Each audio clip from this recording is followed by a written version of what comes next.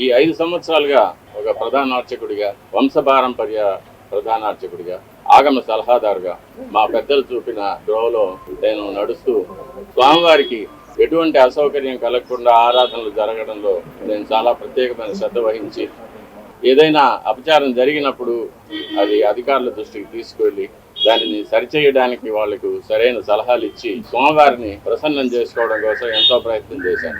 మనకు అన్నం పెట్టే దేవుడికి మనం శుచిగా, శుభ్రంగా, తాజాగా ప్రసాదాలు తయారు చేసి స్వామివారికి నివేదన చేయడం అనేది మనం భక్తులు ఎన్నో జన్మల్లో చేసుకున్న మహాపుణ్యం. కానీ అందులోనే కల్తీలు జరగడం, స్వామివారికి సరైన వేళల్లో సరైన పరిమాణాల్లో స్వామివారికి నైవేద్యం కాకపోవడం అనేది చాలా విచారకరమైన విషయం.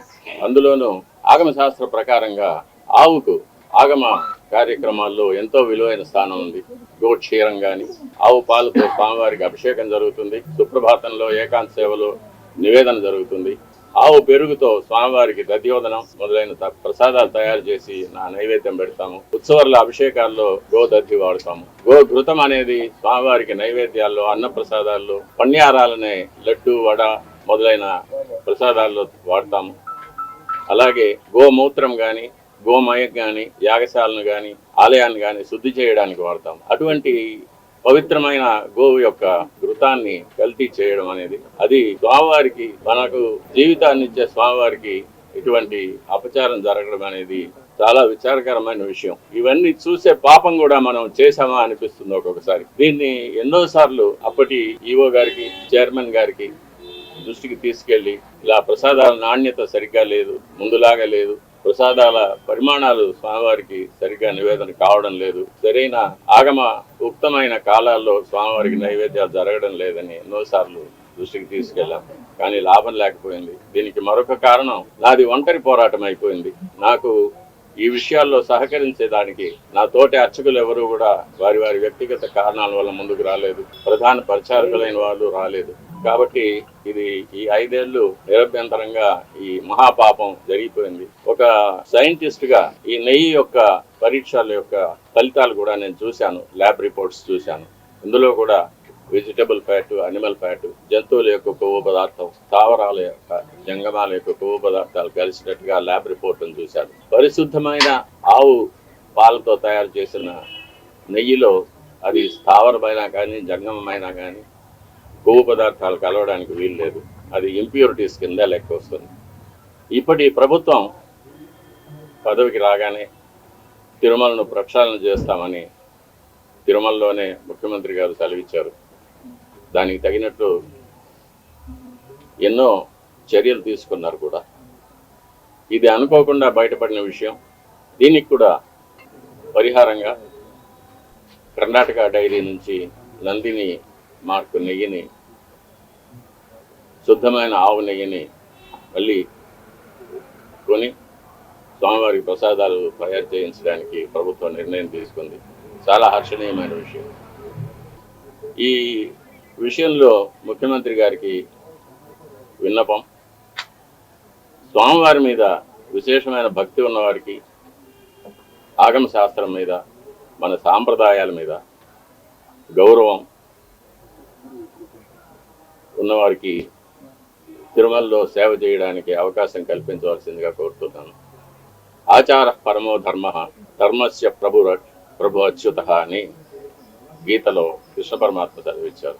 వైఖాన సాగమోక్తంగా జరిగే దేవాలయాలు ఎన్ని ఉన్నా కూడా ప్రతి దేవాలయానికి కొన్ని నిర్దిష్టమైన ఆచార వ్యవహారాలు ఉంటాయి.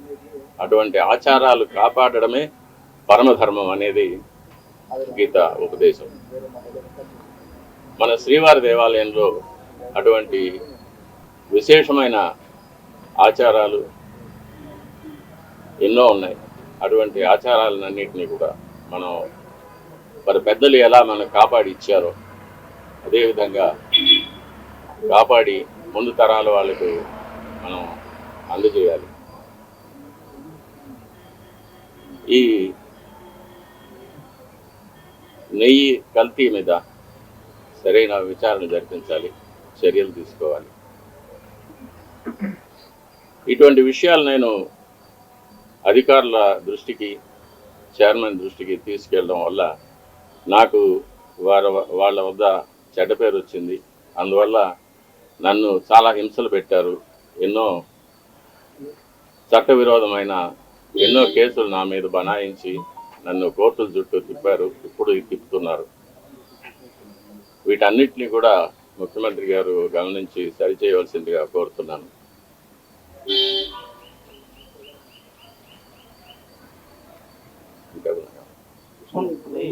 గత ఈవోగా పనిచేసినటువంటి ఎల్వి సుబ్రహ్మణ్యం తిరుమల అపచారం జరిగింది. ఏదైతే ఆ నెయ్యి ట్యాంకర్లు కానీ కోర్టు మొత్తం శుభ్రం చేసి సంప్రోక్షణ చేసి తర్వాత ప్రసాదాలు తయారీ చేయాలని చెప్పారు.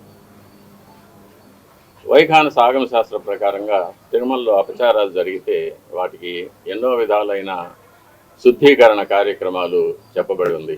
లఘు సంప్రోక్షణాలను కానీ జల సంప్రోక్షణాలను కానీ పూర్తిగా పుణ్యావాచనం మాత్రం చేయడం కానీ లేక మహాసంప్రోక్షణలు చేయడం కానీ ఆయా అపచారాల యొక్క పరిమితిని బట్టి ఆయా అపచారాల యొక్క లక్షణాలను బట్టి దాన్ని ఆగమ శాస్త్రం నిర్ణయిస్తుంది. దీనికి మనం ఆగమ శాస్త్ర నిపుణుల వద్ద అభిప్రాయం తీసుకోవాల్సి ఉంటుంది. కానీ ఇప్పుడు ఉన్న ఆగమ సలహాదారుల కమిటీ అనేది పూర్తిగా తిరుమల తిరుపతి దేవస్థానం ఉద్యోగులతో కూర్చబడింది కాబట్టి వారికి ఒక స్వతంత్రమైన అభిప్రాయం ఇచ్చే ధైర్యం లేదు. కాబట్టి దీన్ని బయటి రాష్ట్రాల నుంచి కానీ మన రాష్ట్రంలోని వివిధ దేవాలయాల నుంచి కానీ వైఖానస ఆగమ శాస్త్రంలో సరైన అనుభవం విద్య ఉన్న వారి చేత మనం వారితో సంప్రదించి మనం దీనికి శుద్ధీకరణ చర్యలు చేపట్టవలసి అవసరం ఎంతైనా ఉంది. ఇది నెయ్యి టెస్ట్కి పంపించేది జూలై 17. జూలైలో వచ్చిన నెయ్యిని టెస్ట్కి పంపించారు. అప్పటికి ప్రభుత్వం కూడా మారిపోయింది. ఇప్పుడున్న ప్రభుత్వం ఉంది. అప్పుడు వచ్చిన నెయ్యిని టెస్ట్కి పంపించారు. దీనికి సంబంధించి ఏమంటారు? అది నాకు ఆ వివరాలన్నీ తెలీదు. నేను చూసిన ల్యాబ్ రిపోర్ట్ దాని మీద వచ్చిన వార్తల మీద నేను స్పందిస్తున్నాను. కానీ నెంబర్లు కూడా 2 రకాలుగా ఉన్నాయి. రెండింటి కూడా పోలిక లేదని చెప్తున్నారు. దీని ఏమైనా మీరు గుర్తించారా? టీటీడీ అఫీషియల్స్ ఏమైనా మాట్లాడారు? ఎవరు ఏ ప్రభుత్వం అయినా కానీ ఏ అధికారి అయినా కానీ స్వామివారికి ఆగమోక్తంగా జరగవలసిన కార్యక్రమాలు, పూజలు, అభిషేకాలు, అలంకారాలు, ఆరగింపులు ఇవన్నీ కూడా శాస్త్రోక్తంగా జరిపే వరకు ఎటువంటి విమర్శలు ఉండవు, భక్తులకు ఎటువంటి బాధ ఉండదు. కాబట్టి ఎవరు వచ్చినా కూడా స్వామివారు మనకందరికీ అధికారి అని, స్వామివారిని తృప్తిపరచడం వల్ల మనమందరం క్షేమంగా ఉంటామనే ఒక నమ్మకంతో, మన సనాతన ధర్మం మీద ఉన్న నమ్మకంతో మనం నడుచుకుంటే అందరూ క్షేమంగా ఉంటాము. ఇందులో ప్రభుత్వం ఈ ప్రభుత్వము ఆ ప్రభుత్వం అనేదో లేకపోతే దీనివల్ల ఎవరు లాభపడతారు ఎవరు నష్టపడతారు అనేది విషయం కాదు. ఇది లౌకికమైన విషయం కాదు, ఇది దైవికమైన విషయం, ఆగమ శాస్త్ర సంబంధమైన విషయం. కాబట్టి ఆ సంబంధంగానే నేను కూడా ఈ విషయంలో నేను మాట్లాడుతున్నాను. సో గతంలో మీరు స్వామివారికి నివేదనలు సరిగ్గా చేయటం లేదని చెప్పి ఆరోపించారు. ప్లస్ గత 5 ఏళ్ళలో కూడా అధికారులకి పాలక మండలి దృష్టికి కూడా తీసుకెళ్ళాను, అయినా ఇలాంటి చర్యలు తీసుకోలేదన్నారు. ఇప్పుడు ప్రభుత్వం మారాక స్వామివారికి నివేదనలు సక్రమంగా జరుగుతున్నాయి. నేను గత ప్రభుత్వం నా పైన చేసిన కొన్ని కోర్టు కేసుల వల్ల నేను ఆలయానికి దూరంగా ఉండవలసి వచ్చింది. అంటే ప్రధాన అర్చక పదవికి దూరంగా ఉండవలసి వచ్చింది. నేను ప్రధాన అర్చకుడిగా చేయవలసిన నా కార్యక్రమాలు నేను చేయకుండా నన్ను నిలిపివేశారు. కాబట్టి ఇప్పుడు ఎలా జరుగుతున్నది అనేది ఇప్పుడున్న ప్రధాన అర్చకులు, ఆగమ సలహాదారులు వాళ్ళు చూసుకోవాల్సిన వాళ్ళ యొక్క కైంకర్యాలు. గతంలో మీ అభ్యంతరాలు ఎవరు పట్టించుకోలేదు? ఎన్నోసార్లు ఇది దృష్టికి తీసుకువచ్చాను, ఈవో గారి దృష్టికి, చైర్మన్ గారి దృష్టికి, కానీ ఎవరు దీన్ని పట్టించుకోలేదు. కాబట్టి అది అలాగే జరుగుతూనే వచ్చింది. దాన్ని చూసి బాధపడటం తప్ప నేను ఇంకేమీ చేయలేకపోయాను. దీనివల్ల నేను చాలా ఇబ్బందులు పడాల్సి వచ్చింది. అయినా పర్వాలేదు, మా స్వామి కోసం నేను ఇది చేస్తున్నాను. మా స్వామి తృప్తిగా నైవేద్యాలు స్వీకరించి ప్రసన్నుడుగా ఉండి భక్తులను అనుగ్రహిస్తే అంతే చాలు. నా ఇబ్బందులు అది నాకు దాని గురించి నాకు ఎటువంటి కష్టం లేదు. గతంలో శ్రీవారి ఆలయం పైన విమానం పోతే రాష్ట్రానికి దేశానికి అపచారం అని చెప్పి మీరు చెప్పారు. పాలకులకు కూడా ఇబ్బంది అన్నారు. ఇప్పుడు శ్రీవారి ఆలయంపై విమానాలలో నిత్యకృత్యంగా మారుతుంది. దీనివల్ల కూడా రాష్ట్రంలో ఇప్పుడు విజయవాడలో జరిగిన కొత్త కావచ్చు ఇలాంటివన్నీ సంభవిస్తుంది అనుకుంటారు. ఇది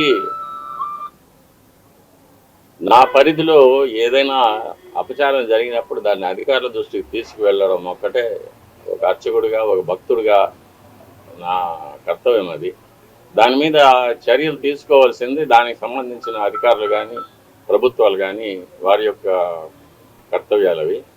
దాని గురించి నేనేమి చెప్పలేను. మీరు కోర్టులో కూడా తవ్వకాలు జరిగాయని కూడా చెప్పారు సార్. దాని మీద ఏమన్నా కోర్టులో సమాచారం లేకుండానే తవ్వకాలు జరిగాయనేది గతంలో కూడా మీరు చెప్పారు. పింక్ డైమండ్ కూడా ఒకటి కనిపించలేదని చెప్పారు. వీటికి సంబంధించి ఇప్పటి వరకు మీరు దాని మీద ఏమన్నా ఇప్పుడు మీరు కైంకర్యాల్లో లోపాలు జరిగినాయి అంటున్నారు కదా, ఎటువంటి కైంకర్యాల్లో ఏ లోపాలు జరిగినాయి స్వామి? చెప్పాను కదా, ఇదే ప్రసాదాల్లో కల్తీ జరగడం అనేది ఒకటి. అది ప్రసాదాలు తిన్నప్పుడు కానీ ప్రసాదాలు చూసినప్పుడు కానీ అది ప్రతి భక్తుడికి అర్థమైపోతుంది. ఇందులో ముందు ఉన్న సువాసన లేదు, రుచి లేదు, పవిత్రత లేదు అనేది. అలాగే అన్నప్రసాదాల్లో కూడా ఈ కల్తీ నెయ్యి వాడి పొంగలు, చక్కెర పొంగలి, సీర మొదలైన వాటిలో కూడా ఇది కలిపి ఉన్నారు. ఇది స్వామివారికి మా చేతులతోనే నైవేద్యం చేయవలసిన దురదృష్టం కూడా మాకు ఏర్పడింది. అది కాకుండా నైవేద్యాలు జరగడానికి స్వామివారికి ఏ ఏ వేళల్లో నైవేద్యాలు చేయాలనేది ఆగమ శాస్త్రం నిర్ణయిస్తుంది. దాని ప్రకారం కూడా ఒక్కొక్కసారి జరగడం లేదు. నైవేద్యం చేయవలసిన సమయాన్ని కూడా కుంచి 10 నిమిషాల్లో అయిపోవాలి, 15 నిమిషాల్లో అయిపోవాలి అనేది అర్చకుల మీద ఒక ప్రెషర్ పెట్టడం, త్వరగా ముగించదని చెప్పి వాళ్ళని తరమడం, ఇవన్నీ కూడా జరుగుతూ ఉన్నాయి. ఇవన్నీ కూడా స్వామివారికి జరిగే అపచారాల కిందకే వస్తాయి. సేవల్లో ఏమన్నా లోపాలు గుర్తించారా స్వామి? స్వామివారి చేసేటువంటి సేవల్లో నేనున్నంత వరకు ఎటువంటి లోపాలు లేకుండానే చూసుకున్నాను. ఏదైనా అపచారాలు ఉంటే నేను అధికారుల దృష్టికి తీసుకువెళ్ళాను. ఇప్పుడు ఎలా జరుగుతుందో నాకు తెలియదు. నాణ్యతలోనేనా స్వామి, పరిమాణాల్లో కూడా ఏమైనా తేడా గుర్తించారా మీరు? పరిమాణాల్లో కూడా మనం కోవిడ్ వచ్చినప్పుడు దాన్ని సగానికి సగం తగ్గించాము, వినియోగం తక్కువ, భక్తులు లేరని చెప్పి. అది కూడా ఒక తప్పే. అప్పుడు కూడా నేను అబ్జెక్ట్ చేశాను. స్వామివారికి ఎంత పరిమాణంలో ప్రసాదాలు తయారు చేసి నైవేద్యం పెట్టాలనేది ఆగమ శాస్త్రం నిర్ణయిస్తుంది. స్వామివారి యొక్క పరిమాణాన్ని బట్టి, దేవాలయం యొక్క పరిమాణాన్ని బట్టి ఇంత ప్రసాదం స్వామివారికి నైవేద్యం చేయాలనేది ఆగమ శాస్త్రం నిర్ణయిస్తుంది. దాన్ని దిట్టం అంటారు. ఆ దిట్టం ప్రకారమే చేయాలి. దానికన్నా ఎక్కువ చేయడానికి ఎటువంటి అభ్యంతరాలు ఉండవు. కానీ చేయవలసిన దానికన్నా తక్కువ చేస్తే మట్టుకు అది అపచారం అవుతుంది. అది మొన్నటి వరకు కూడా అలాగే జరుగుతూ వచ్చింది. దాన్ని చాలాసార్లు నేను అధికారుల దృష్టికి తీసుకెళ్లాను. ఈఓ గారు దాని మీద స్పందించలేదు. అది అలాగే జరుగుతూనే ఉండింది. ఇప్పుడు ప్రభుత్వం స్పందించి స్వామివారికి ప్రసాదాలు అనేకంగా తయారు చేసి, నాకు తెలిసినంత వరకు మేము కైంకర్యం చేసేటప్పుడు గరుడు సేవ నాడు బంగారు వాకిలి వరకు సుమారుగా ఒక 100 గంగాళాలు ప్రసాదం నైవేద్యం పెట్టేవాళ్ళం. కాబట్టి దానికి అప్పర్ లిమిట్ అనేది లేదు. ఇంతకన్నా ఎక్కువ చేయకూడదు అనేది ఎప్పుడు లేదు. కానీ తక్కువ చేయడం మట్టుకు అపచారం అవుతుంది. దాన్ని ప్రభుత్వం దృష్టికి తీసుకెళ్తున్నాము. అది దిట్టం ప్రకారం స్వామివారికి ఏ ఏ వేళలో ఎంత ప్రసాదం నైవేద్యం చేయాలనేది దాన్ని తయారు చేసి శుచిగా, శుభ్రంగా, తాజాగా తయారు చేసి స్వామివారికి నైవేద్యం పెడితే స్వామి ఎప్పుడు ప్రసన్నులు అవుతారో అప్పుడు భక్తులకు అందరికీ కూడా మంచి జరుగుతుంది. రాష్ట్రము, దేశం సుభిక్షంగా ఉంటుంది. ఎట్లాగైతే సూర్యుడు తన కిరణాలతో నీటిని ఆవిరిగా తీసుకొని వర్షంగా మనకి ఇస్తాడో, అలాగే మనం నైవేద్యం పెట్టే ప్రసాదాల నుంచి సారాన్ని భగవంతుడు గ్రహించి మనకు అనుగ్రహంగా వరాలుగా ఇస్తారని చెప్పేది ఆగమ శాస్త్రంలో చెప్పబడిన సమాచారం అది. కాబట్టి మనం పూర్తి నమ్మకంతో భగవంతుడు అక్కడ ఏం చేసి ఉన్నారు, ఆయనకు మనం భక్తితో నైవేద్యం పెడుతున్నాము, ఇది మన అదృష్టమని తలుచుకుంటూ స్వామివారికి మనం నైవేద్యం పెట్టినప్పుడు స్వామివారు తప్పకుండా స్వీకరిస్తారు. స్వామివారు ఎప్పుడు ప్రసన్నం అవుతారో మనకందరికీ కూడా మంచి జరుగుతుంది. రాష్ట్రం సుభిక్షంగా ఉంటుంది. ఇటువంటి అవాంతరాలు, అతివృష్టి, అనావృష్టి, కరువు, కాటకాలు, యుద్ధ భయం, చోర భయం, రోగ భయం ఇవన్నీ లేకుండా దేశం క్షేమంగా ఉంటుంది. అంటే పదార్థాల్లో కూడా ఏమైనా తగ్గినాయా మేడం? మార్పు చేశారు స్వామివారి సమర్పించే నైవేద్యాలు, కైంకర్యాల సమయంలో? అదే దిట్టం తగ్గించారు. పరిమాణమే కాకుండా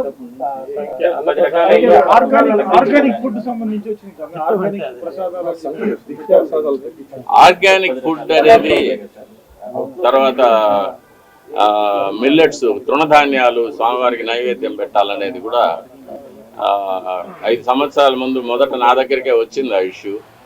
అతను తయారు చేసి, అతను పండించే అతనే నా దగ్గరికి వచ్చాడు, ఇవి స్వామివారికి నైవేద్యం పెట్టాలంటే నేను చెప్పాను, అయ్యా 100 సంవత్సరాలుగా వస్తున్న ఆచారాన్ని మార్చడానికి వీలు లేదు.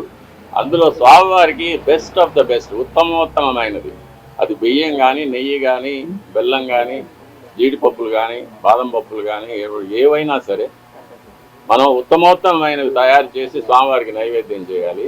ఇటువంటి స్వామివారి మీద ఒక ఎక్స్పెరిమెంట్ చేయడము, స్వామివారికి తృణధాన్యాలు నైవేద్యం పెట్టడము, స్వామివారికి ఆర్గానిక్ ఫుడ్ నైవేద్యం పెట్టడం అనేది శాస్త్రం ఒప్పుకోదు. ఇది అందుకే ఆచార పరమో ధర్మ అన్నారు. ఆచారం ఎలా వస్తూ ఉందో దాన్ని మనం కాపాడి దాని ప్రకారమే మనం నడుచుకోవాలి. కాబట్టి ఈ మార్పుకు నేను ఒప్పుకొని చెప్పాను. అప్పుడు అది కూడా మార్చారు.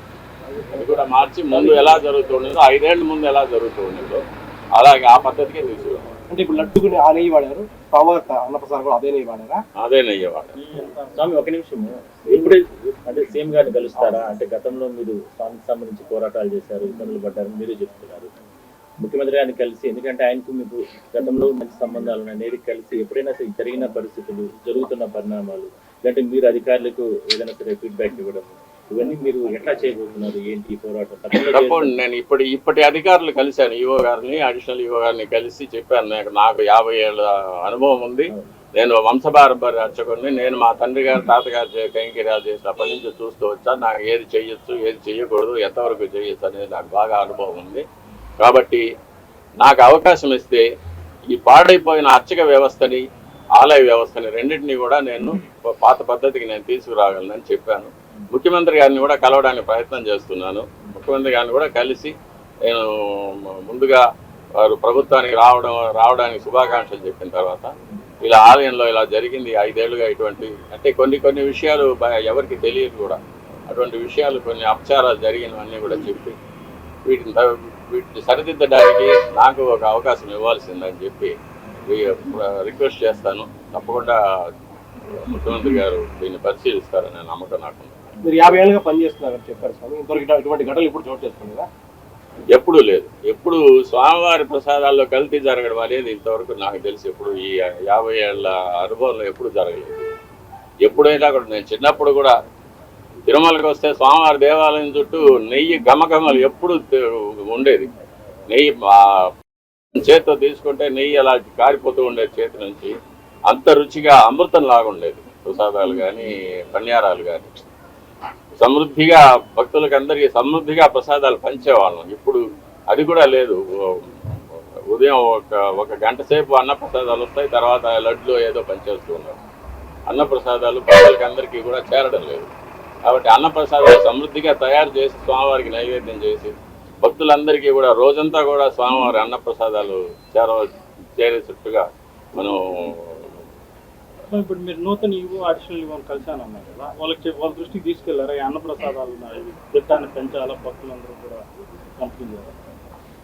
అన్నప్రసాదాల విషయంలో కొలతలు తగ్గిపోయాయని చెప్పాను. చేసే సమయాలు మార్చేశారు ఇష్టంగా, ఆగమ శాస్త్ర ప్రకారంగా జరగడం లేదనేది చెప్పాను నేను. అవి కూడా కొంతకాలంగా స్వామివారి సేవకు దూరంగా ఉన్నారు, తిరిగి స్వామివారి సేవకు ఎప్పుడు వస్తారు అనుకుంటున్నారు? అలాంటి అవకాశం ఉందని? అది నా మీద బలాయించిన అబద్ధపు కేసులు ఈ ప్రభుత్వం కనుక తీసివేస్తే నేను స్వామివారి కైంకర్యానికి తప్పకుండా వస్తాను. నన్ను ఈ వయసులో బాధ పెట్టడం అనేది వాళ్ళకి కూడా క్షేమం కాదు. ఆ ప్రభుత్వానికి, ఈ ప్రభుత్వం ముఖ్యమంత్రి గారు చెప్పారు, ఆ ప్రభుత్వంలో బనాయించిన తప్పుడు కేసులన్నింటినీ కూడా నేను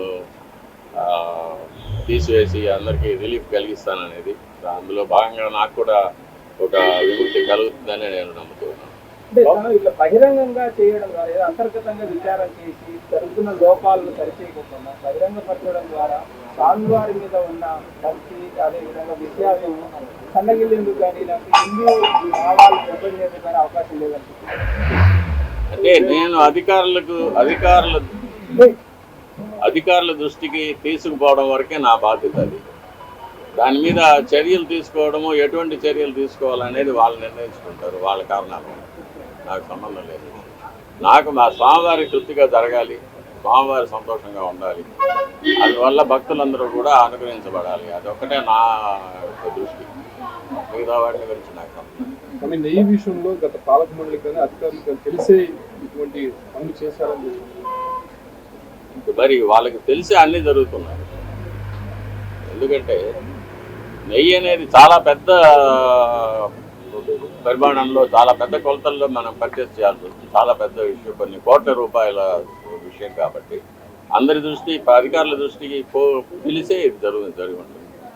ఎలాంటి నెయ్యి తీసుకోవాలనేది ఇక్కడ అధికారులు నిర్ణయిస్తారు, వాళ్ళే నిర్ణయిస్తారు. ఆ వెలలు పట్టీలు చూసో, కొటేషన్లు చూసో వాళ్ళు నిర్ణయించి, వాళ్ళు దాని పూర్వాపరాలు తెలుసుకొని వాళ్ళు నిర్ణయిస్తారు. కాబట్టి బాధ్యత అంతా వాళ్ళదే. టీపీలో కూడా వచ్చిన ప్రతి దాన్ని కూడా టెస్ట్ చేసే ల్యాబ్ ఉంది, దాంట్లో చెక్ చేసిన తర్వాతే ఇవన్నీ కూడా తీసుకుంటారు. లేదంటే రిటర్న్ పంపించే ఆచారం ఎప్పటి నుంచో ఉంది. అంటే గత ప్రభుత్వం కానీ అంతకుముందు ప్రభుత్వాలు కానీ ఇవేం పట్టించుకోకుండా వచ్చినవన్నీ తీసుకుంటున్నారు. ఏమో ఆ శాంపుల్స్ లో కూడా ఏదైనా గోల్మాల్ జరిగి ఉండొచ్చు. పరీక్షకు వచ్చే నెయ్యి మంచి నెయ్యి పంపించి యాక్చువల్గా సప్లై చేసే నెయ్యి వేరే క్వాలిటీ పంపించవచ్చు. అంతా అధికారుల పరిధిలోనే జరుగుతాయి. ఇప్పుడు ల్యాబ్ ఉండదు, ల్యాబ్ కిందకే పెట్టి పరీక్షిస్తే సరిపోతుంది. ఇక్కడికి టన్నులు కొద్ది లారీలు వస్తుంటే అన్నింటినీ పరీక్ష చేయడానికి ఉండదు. ల్యాబ్ ని కిందకి దించి ఇబ్బంది ఏమైనా ఉంటుందా సార్? ఒకటి దీనికి అన్నిటికీ కూడా మళ్ళీ మనం వెనక్కి వెళ్లాల్సి వస్తుంది. చిత్తశుద్ధి అనేది ఉండాలి. నిజమైన భక్తులు అధికారులుగా ఉండి, అన్ని చోట్ల స్వామివారి భక్తులుగా ఉండి, స్వామివారికి బాగా కైంకర్యాలు జరగాలని, నైవేద్యాలు జరగాలనే ఒక మంచి సామాజిక దృష్టి ఉంటే ఇటువంటి తప్పులు జరగడానికి వీలుండదు. మనం ప్రతి ఒక బాధ అన్నానికి ఒక మెతుకు పదం, ఒక మెతుకు పట్టి చూస్తే అన్నం సరిగ్గా ఉందా లేదా తెలిసిపోతుంది కదా. అలాగే శాంపుల్స్ నేను ల్యాబ్లో చేశాను కదా, పిహెచ్డి ల్యాబ్లోనే చేశాను. శాంపుల్స్ అంటే ప్రతి 10 లీటర్ల ద్రవం ఉంటే 10 లీటర్ల ద్రవాన్ని టెస్ట్ చేయలేం కదా. ఒక 1 ml 2 ml తీసుకొని టెస్ట్ చేసుకుంటాం, దాన్నే మనం ఆపాదించుకుంటాం. కాబట్టి ఆ టెస్ట్ చేసే దాంతో ఒక నిబద్ధత ఉండాలి, నియంత్రణ ఉండాలి. అధికారులకు ఒక సామాజిక దృష్టి, ఒక ఆధ్యాత్మిక చింతన, ఒక సనాతన ధర్మం మీద ఒక నమ్మకం, దేవుడి మీద ఒక నమ్మకం, స్వామివారికి అన్ని బాగా జరిపించాలి. ఆయన మనకు జీతం ఇచ్చి, మనకు ఇల్లు బంగళాలు ఇచ్చి, కార్లు ఇచ్చి మనల్ని ఉద్యోగానికి పెట్టుకున్నాడు కాబట్టి దానికి న్యాయం చేయాలి. మనం స్వామివారికి మంచి చేయాలనే దృష్టి ఉండాలి. అది ఉంటే ఇవంతా జరిగేది కాదు. ప్రసాదాల మీద ఏమైనా స్పందించారా? లేకపోతే ఇట్లాంటివి ఏమైనా మీ దృష్టి కూడా వచ్చారు? ఈ ప్రసాదాలు నా దృష్టికి వచ్చింది, నేను అధికారుల దృష్టికి తీసుకెళ్లాను, కానీ వీళ్ళెవరూ నాకు సహకరించలేదు. అంటే ఈ రిపోర్ట్ స్పందించారు. ఇప్పుడు ఇంతకుముందు నుంచి 5 ఏళ్ళ నుంచి కూడా నాణ్యత తగ్గిందని మీకు తెలుస్తా ఉంది, కానీ చెప్పాను. నేను దృష్టికి తీసుకెళ్ళాను, ఈవో గారికి, చైర్మన్ గారికి దృష్టికి తీసుకెళ్ళి చెప్పాను. మెకానిజం కూడా ట్రీట్ అవుతుంది. కేవలం నెయ్యి మాత్రమే కల్తీ అని చెప్పేసి అనుకుంటున్నారా? అన్ని వస్తువులు సరైన లేదు. ఇంతకుముందు రిపోర్ట్లో జీడిపప్పు కూడా పురుగులు పట్టింది వచ్చిందని దాన్ని రిజెక్ట్ చేస్తున్నారు. శనగపప్పు అన్నిట్లోనూ కల్తీ వస్తుంది, కల్తీ వచ్చింది, రిపోర్ట్లు ఉన్నాయి. ఈ 5 years లో ఈ పర్చేజ్ చేసినటువంటి టీటీడీ ప్రతి ట్యాంకర్ ని కూడా చిన్నగానే ల్యాబ్ రిపోర్ట్ తీసుకుంటుంది, ఆ తర్వాతనే అలౌ చేస్తుంది. మరి ఇప్పటి వరకు అన్ని రిపోర్ట్లు కూడా అనిమల్ ఫ్యాట్ ఉన్నట్టుగానో, వెజిటబుల్ ఫ్యాట్ ఉన్నట్టుగాను ఈ అన్ని రిపోర్ట్లు బయట పెట్టాలని ఎవరైనా డిమాండ్ చేస్తున్నారా? లేదంటే ఇప్పటి వరకు అఫీషియల్స్ ఎవరు, నా పరిధి కాదు అది, ఇప్పటి వరకు కూడా ఎవరు అఫీషియల్స్ స్పందించకపోవడాన్ని ఏ విధంగా చూస్తారు? అది నా పరిధి కాదు. నేను చూసింది చెప్పాను. 5 ఏళ్ళుగా నేను దాని మీద పోరాటం చేస్తూనే ఉన్నాను, కానీ ఎవరు దాని మీద స్పందించలేదు.